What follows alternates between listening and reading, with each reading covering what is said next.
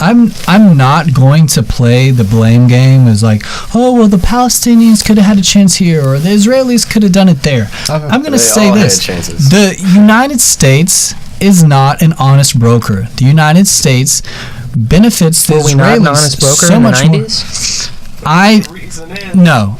No, I don't believe that to be true. Can I say one thing pertaining to that quote that you just said in the book? I completely disagree. How could we possibly be an honest broker when there's so much congressional influence and the executive is restrained to actually pressure Israel to do things? We don't have negotiation power with Israel. From trying to get the two sides to negotiate together and come to a deal. We don't have to get Congress to approve of any of that stuff. Yeah. And everybody in Congress says, oh, I support a two-state solution. I support a two-state solution. So there's nothing keeping the president from going in and making a good faith deal with the two different sides. Nothing stopping him at all. And Bill Clinton came that close. And if Yasser Arafat had just said yes, this wouldn't be a problem anymore. Before we move on, I'd like to address the quote that Tez just mentioned out of his book here. For the Israelis to feel that going after Saddam Hussein was a good thing for their interests in the region, what they failed to realize was that they have this great existential threat now in Iran because of the removal of Saddam Hussein. And I promise you that if Saddam Hussein was still in power, you wouldn't be worried about Iranian nuclear program, because he would have bombed the shit out of anything that was close to looking like it was a nuclear reactor in Iran. That Jewish newspaper is a Jewish Weekly, right? Right. Are they the only Jewish newspaper in the country? No, but do they represent the views of Jews and the Israel lobby? That's the sentiment. That was a sentiment expressed by many. That was a sentiment expressed by many newspapers all across the country. A majority of Americans supported the war when it started. Not a majority of Jews. Yeah. The Israeli lobby supported it, but not American Jews. Oh, I said a majority of Americans supported it.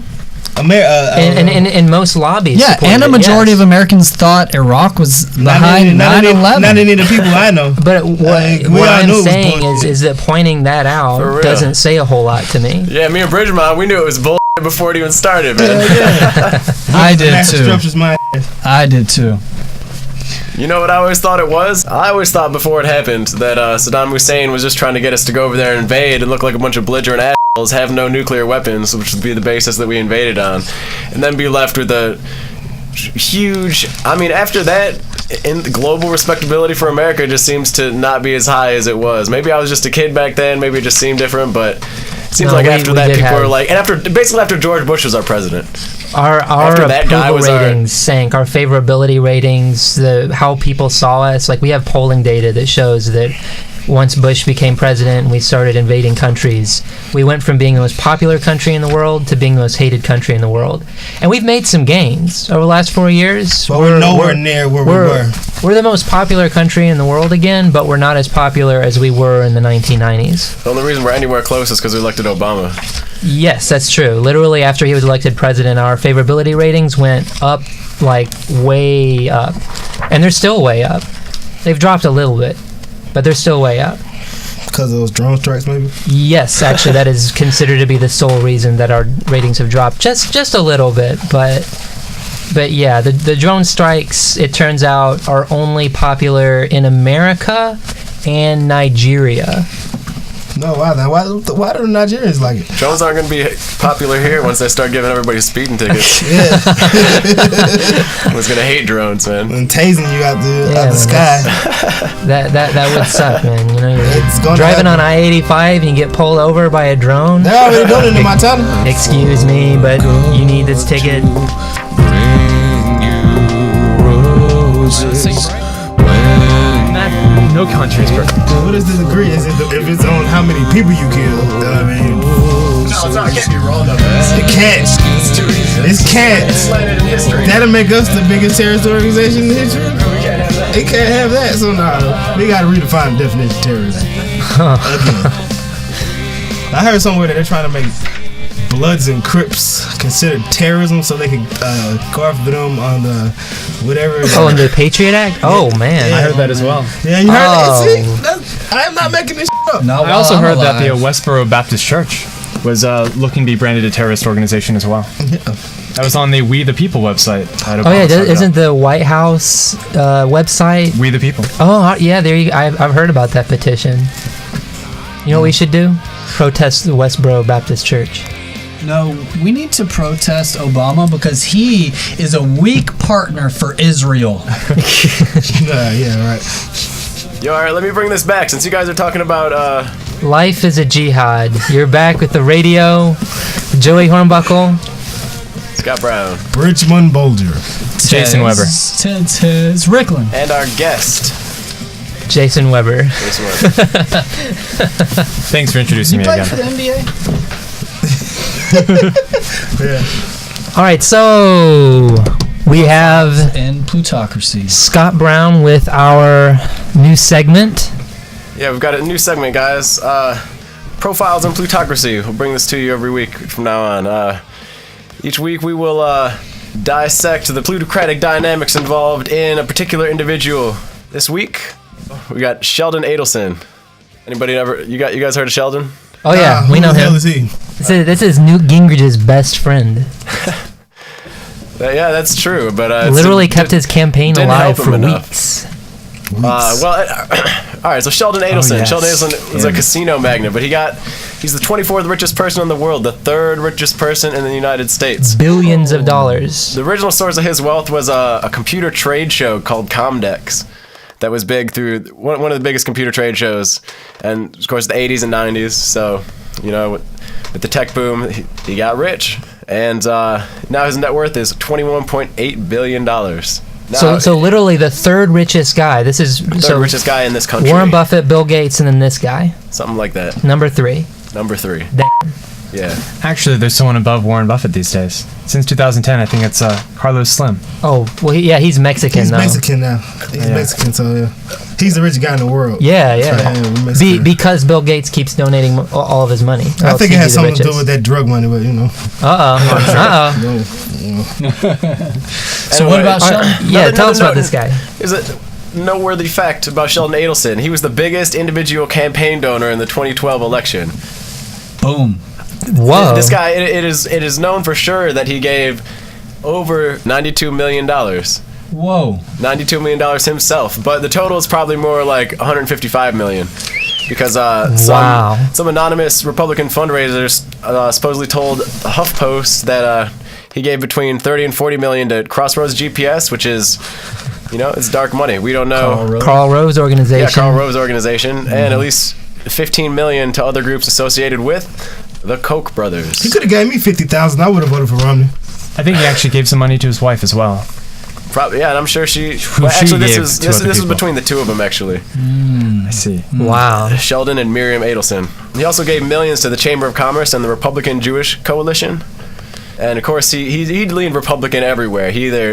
All the money he gave was either to attack Democrats or to promote Republicans. And yeah, first he put his money behind Gingrich against Romney, and then once Romney won, he couldn't have Obama. And one of the reasons he cited for that was some anti-bribery law that the feds were looking into his violation of having something to do with his casino network. Apparently, he told Politico that the Justice Department investigation and the way he was treated by the prosecutors was one of his main motivations for investing in Republicans. So he's not genuinely a Republican. Isn't that weird? He's got to be, but that's the issue that drives him. It's not great. It's not like abortion or oil. Less regulation. This guy is driven because of a federal investigation. Yeah. Money is king. Now, doesn't that seem a little bit like kind of a bribery move? Some game theory? Like, you investigate me and I'll invest in your opponents? Yeah, and also, he threatened a libel suit against the Democratic Congressional Campaign Committee last year for having something to do with Chinese prostitution money, something having to do with one of his new resorts in an island in Japan or in China.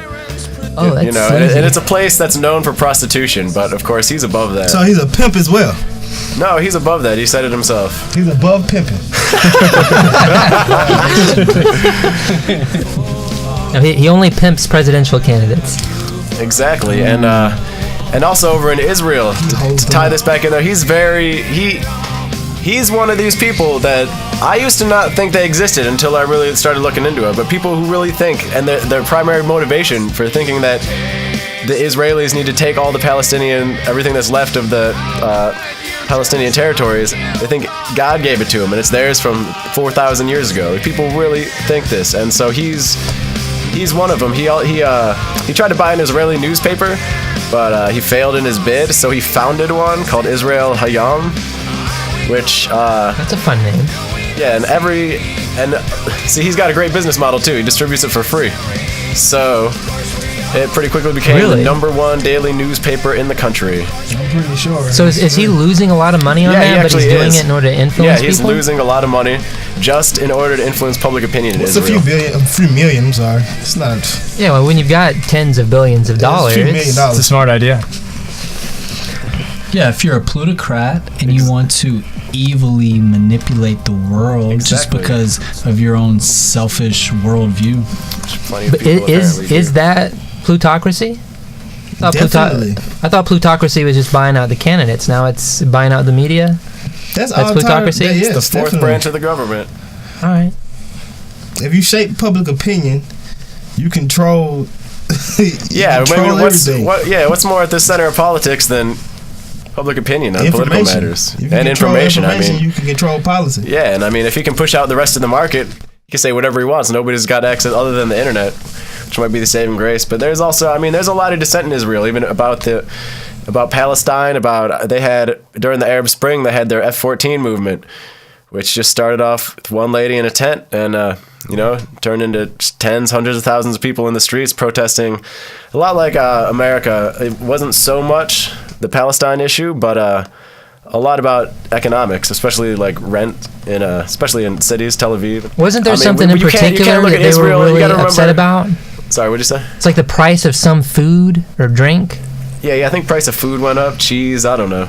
Housing was very important. But yeah, housing. Yeah, just to remember that it's when you talk about Israel, it's not some monolithic thing where all the people are behind everything the government does. Just like every other country, you got to always remember that just because the government does it doesn't mean all the people are behind it. And I don't think it ever means that. I saw a special on the PBS NewsHour, and they were did a survey of Israeli citizens, and the majority of them, they don't want to go to war with Iran. That's like the last thing they want because they feel like it would be detrimental to them as well. But the overwhelming majority of them want to prevent Iran from obtaining a nuclear weapon. So it's like a catch-22 style situation. Like, what do? Like, you can't prevent them from building a bomb unless you go to war, but then you don't want to go to war because people that you love are going to die. So it's like, what do? Throw your hands up. I don't think anyone wants to go to war. It's usually the end result that matters. Some people do. Some people do. Some people do. Some people do. When they contemplate the costs, I don't think they do. Well, if you're making money off of the war, you definitely want war. And I know some crazy people. War profiteers. Even some people on the ground. There's some crazy. I've had some crazy friends who just wanted to kill people. I know people personally that. It happens. I'm not saying it's a minority, really but somebody does want to go to war. Yeah, I know a guy. He was on a battleship for like 18 months, and he said that whenever they hit a target, it doesn't matter if it was children or women are being bombed in the same strike, like all the country boys would cheer like the Cowboys won the Super Bowl. It was like the most exhilarating experience they could ever have, and it was literally like body parts flying everywhere, and like his head is really messed up now. All he does is sit at home and smoke weed. But some of the other guys, like a lot of the other guys in his unit, were like ecstatic about it. All right, so I found it with the protests. These protests in Israel that happened in 2011 looked a lot like the Occupy Wall Street protests that we had here across America, and it was, as Jason pointed out, it was the price of cheese and the price of rent. Specifically cottage cheese and rent. These are the two things that really drove them to go out. So in America, it was the corruption. There you go, man. That's exactly what they've got going on. So in America, it's the corrupt financial system and plutocracy that got people going out. In Israel, it was rent and cottage cheese.